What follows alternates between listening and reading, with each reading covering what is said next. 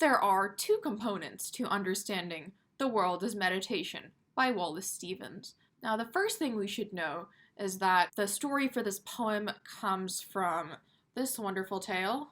This is the Odyssey by Homer. Now, I have the Fagles translation, which I personally think is the best translation available to the modern reader in English. There are a lot of editions floating around out there.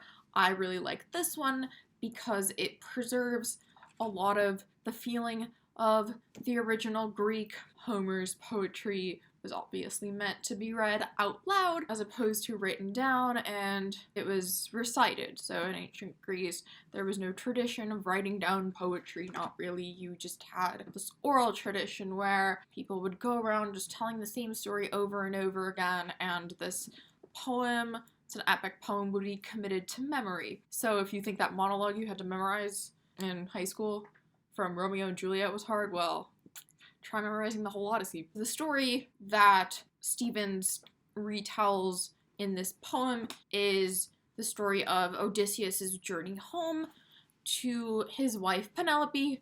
Now, it's told from Penelope's perspective, so the Odyssey tells the story of all the obstacles that Odysseus faced during his homecoming.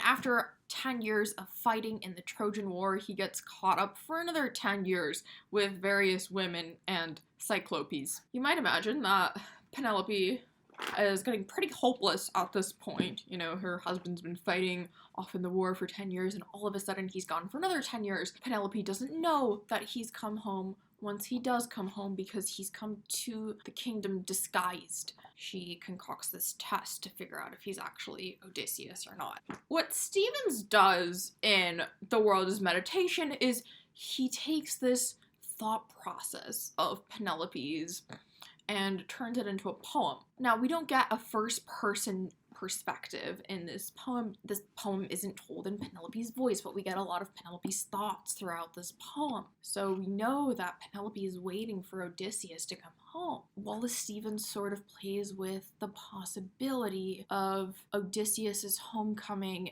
never actually occurring, and Stevens is taking a more 20th century approach in that he looks at some of the more psychological repercussions of Odysseus' absence. So we might notice that the first line of the poem doesn't mention Odysseus. It actually mentions a Ulysses, which is just the Latin name for Odysseus. Stevens also plays with the idea of relative truth. So now we get to the second part of what you need to know to understand this poem. So Stevens was an American modernist. He was living in the first half of the 20th century. World War I, World War II. A lot of these poets and a lot of these thinkers at the time were questioning the idea of stability. They were questioning the idea of truth.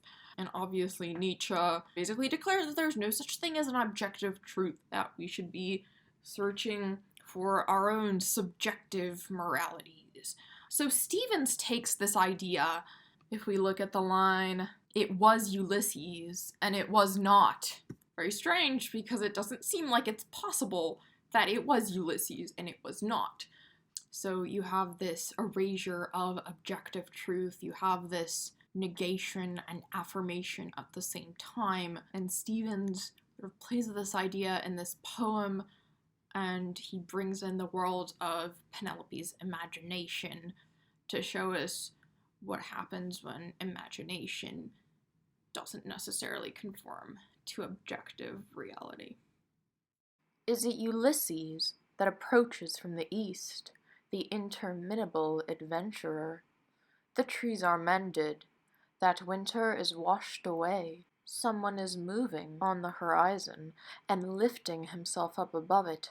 A form of fire approaches the cretins of Penelope, whose mere savage presence awakens the world in which she dwells. She has composed so long a self with which to welcome him, companion to his self for her, which she imagined, two in a deep-founded sheltering, friend and dear friend.